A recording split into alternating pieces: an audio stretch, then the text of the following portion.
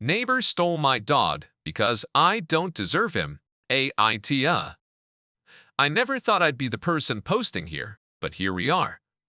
I, 29F, have a golden retriever named Max. He's my best friend, my emotional support, and honestly the only reason I stayed sane after my breakup last year. He's spoiled, sure, but he's also well-trained, loved, brushed, walked, and never mistreated. He knows sit, stay, and the dramatic sigh he does when I'm late with dinner. My new neighbor, let's call her Linda 40s, moved in 3 months ago. From day one, she made comments like, "A dog like that needs a family, not just one lonely girl." At first, I brushed it off as awkward small talk. Then she started asking weirder questions, how much I paid for him, whether I'd ever consider rehoming him to a house with kids, or if she could take him for playdates. I said no, politely at first, then more firmly. She kept pushing. It's selfish to keep such a friendly dog to yourself. I told her point blank, Max is mine. End of story. Last Tuesday, I let Max out into my fenced backyard while I prepped dinner. 10 minutes later, silence. No jingling tags, no thump of paws at the door. My stomach dropped. The gate was standing open, though I know I latched it. I even took a photo last week after a package thief just to prove I lock things. I called his name until my throat hurt. I ran the block in a panic, barefoot, phone in hand. At the corner, I saw him leashed sitting very good boy, still in Linda's front yard, while 2 kids hugged him like a stuffed animal. I rushed over and said, "That's my dog." Linda stepped out with a smile that didn't reach her eyes. "Relax. He likes it here." Max saw me and launched himself at me, whining and pressing his entire golden body into my legs like he was trying to climb back inside my ribcage. She laughed and said, "See? He's friendly with everyone." I clipped his leash and said, "Friendly isn't the same as available." I took Max home, re-latched the gate, and told myself it was a weird mix-up. I stormed over and said, "What the hell are you doing with my dog?" Linda stayed weirdly calm. "Relax," she said. "He likes it here. My kids love him, and honestly, you don't deserve a dog like this." Max pressed against my shins, trembling. I unclipped him, and he bolted behind me, tail low. Linda stepped closer, like she could body block me. "He's happier here. You're selfish, keeping him locked up with just you." I replied, "He's my dog, not a community pet. You don't get to decide what I deserve." Her kids popped out. "Mom, can we keep him?" And Linda actually said, maybe if she really cared, she'd let us have him. I didn't keep arguing. I took Max home, locked the doors, and thought that was the end. The next day I went to work, checked my camera app at lunch. Max snoozing on the couch and felt better. When I got home, the leash hook by the door was empty. His favorite squeaky duck was gone too. I called. Nothing. I tore through the house. Nothing. The backyard gate? Still shut. The front door? Still locked. I steadied my voice. Last warning. Through the blinds across the street, I saw a flash of gold and a wagging tail. Max was inside Linda's living room like he belonged there. Kids petting him while a cartoon blared. I marched over and pounded on the door. "Give me my dog back or I'm calling the cops." She smirked. "Go ahead. They'll laugh. Dogs belong where they're loved, not neglected." I said, "He's microchipped to me. I have vet records." My thumb hovered over 911. The operator. "What's your emergency?" "My neighbor took my dog without permission and refuses to return him." Linda's smirk faltered for a moment. She tried to close the door. I stepped back onto the porch and waited. I didn't hesitate.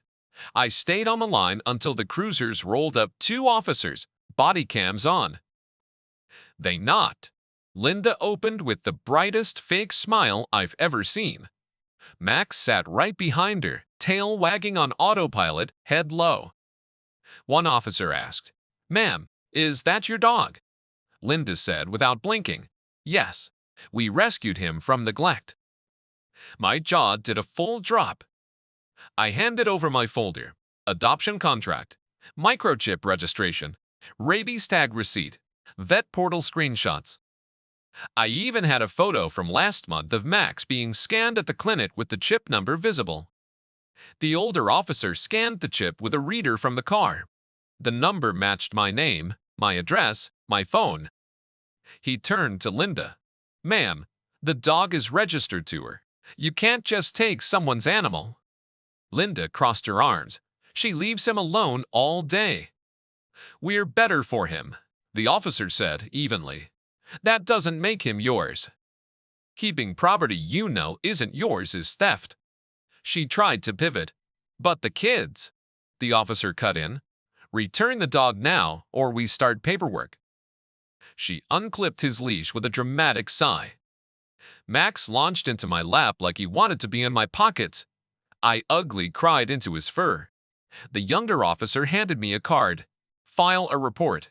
If she tries again, call us. Document everything, Linda muttered. This isn't over, loudly enough for the cameras. I took Max home, rerouted his walks to daylight only, padlocked the gate, and slept with his leash looped around my wrist like a ridiculous security blanket. Before they left, I asked, change my locks. The older one said, cameras, locks, paper trail. The younger added, witnesses help get statements. As they drove off, sprinklers across the street clicked on like applause. The fallout was immediate. The next morning, a neat pile of dog poop sat on my doormat. My mailbox was stuffed with free adoption flyers for golden retrievers. Subtle. By noon, the neighborhood group chat had decided I was the selfish single girl who called the cops on kids just trying to love a dog. Linda told anyone with ears that I abused Max and stole him back. One neighbor cornered me at the grocery store. Couldn't you just let the kids play with him sometimes? As if my dog is a community bounce house. I said, very evenly, no. Max started pacing the fence line whenever he heard their voices. I was terrified they'd try to snatch him again, so I went full security mode. Padlocks on both gates, dated photos of the latches, signage, and 3 Wi-Fi cameras. When I worked, I took him to daycare even though it nuked my budget. At home, I kept his leash on the coffee table like a fire extinguisher. Linda kept up a steady campaign of glares and muttered comments. Once she yelled across the street, "We regret this, he belongs with us." Another time she lobbed a ball into my yard and tried to retrieve it by jiggling my gate. The camera caught it. I saved the clip and sent it to the case number the officers gave me. I've never felt less safe in my own neighborhood. I used to wave at everyone while Max carried our mail. Now I cross the street when I see certain porches. That night, I wrote a timeline, dates, quotes, screenshots. Mrs. Nguyen, 2 doors down, texted a witness note saying she saw Linda leading Max by the collar. It felt like oxygen to be believed. Then came the weird mail. Anonymous postcards saying dogs need kids, with magazine letters like a budget crime show. I logged everything and emailed the property manager listed on Linda's rental ad, asking for help before things got worse. I hit send and fell asleep to Max's heavy sighs. The final straw was a note shoved under my door in blocky handwriting. You can't keep him forever. He loves us. We'll get him back. I sat on the floor with Max's head in my lap and felt something inside me switch from scared to done. I dropped the note, my camera clips of her testing my gate, and a printed witness text onto the police station counter and filed a full harassment report. The desk sergeant actually sighed and said, "This isn't the first complaint about her. Public records here are public." I searched her name when I got home and found a trail. Disputes over fences, a petty theft charge from years ago, and a small claims case about a trampoline she said was stolen. I'm not saying people can't change. I'm saying patterns exist. When she was served with a formal warning, she detonated. She stood on her porch and shouted for everyone to hear. "This isn't over. That dog will be mine." Someone across the street yelled back, "Leave the girl alone," which nearly made me cry. Max barked once and sat on my foot like he was choosing sides. I emailed my building's property manager again, attached the case number, the clips, and the note. They replied within an hour, saying the landlord had scheduled a meeting with Linda and reminding me to call 911 for any further incidents. A different neighbor quietly slipped a sticky note on my door that night. "If you need help, I'm home most evenings. J." For the first time in weeks, I felt like the street might have my back. I know some people think involving cops over a neighbor's spat is too much. Believe me, I tried polite. I tried ignoring. I tried over-communicating. None of that stops a person who thinks your dog is a community resource they can claim if they feel strongly enough. So, Reddit, AITA for calling the police on my neighbor after she took my dog twice rather than working it out like a good neighbor. Or was drawing a hard line the only sane move to keep Max safe? Update. After the harassment report and the manager's email, things got very quiet, like the breath you take before a scream. Then, on Saturday at 8 a.m., a moving truck pulled up to Linda's curb. I watched from my kitchen with coffee and Max's chin on my knee as strangers carried out boxes, a collapsing bookshelf, and that cursed ball that kept accidentally flying into my yard. A chatter of texts hit my phone. Apparently, the landlord didn't renew her lease. Officially, it was noise complaints and tenant conflicts. Unofficially, the block was exhausted.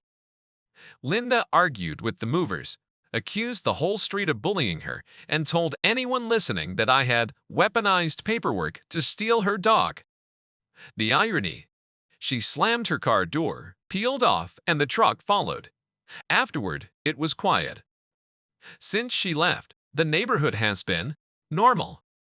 Max is back to being a goofy golden vacuum for snacks, not a flight risk.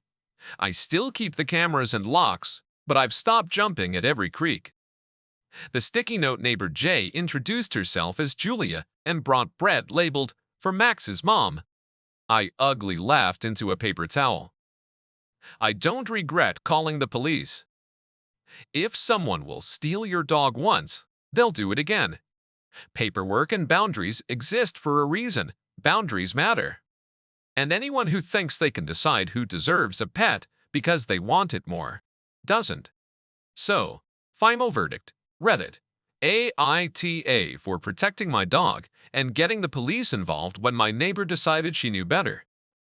Verdicts, YTA, NTA, NTA, NH, NH, and Y. If you've dealt with a neighbor like this, how did you make your home feel safe again? For anyone who needs it, I added padlocks, posted no trespassing signs, kept dated latch photos, and set cameras to auto-upload. I also re-verified Max's microchip with my vet and practiced recall so he bolts to me first. It helped my nerves and his tail immensely. It's your turn now. Share your thoughts in the comments. If this story kept you listening, give it a like and subscribe to the channel.